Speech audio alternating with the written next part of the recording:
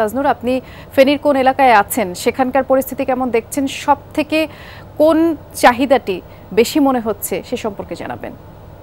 250টিরও বেশি design option নিয়ে Walton smart fridge, বোঝে আপনার প্রয়োজন।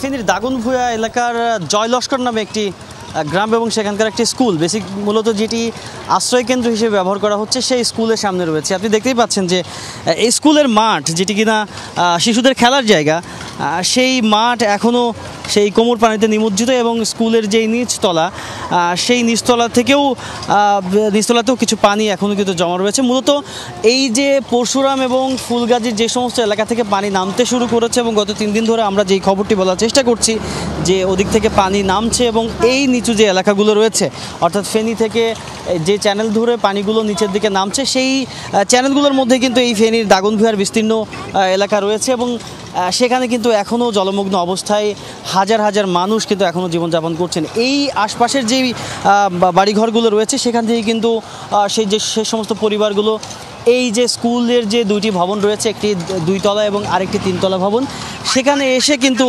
তারা সেখানে অবস্থান করছেন। মূলত যে অভাবটির কথা সেটি হচ্ছে এই মুহূর্তে সবার জন্য দরকার নিরাপদ বিশুদ্ধ পানি, একই সঙ্গে বেঁচে থাকার জন্য যেই প্রয়োজনীয় যে খাবার, সেটি কিন্তু সবারই প্রয়োজন এবং সেটি ফেনীর সমস্ত অঞ্চলেই প্রয়োজন। বৃষ্টি।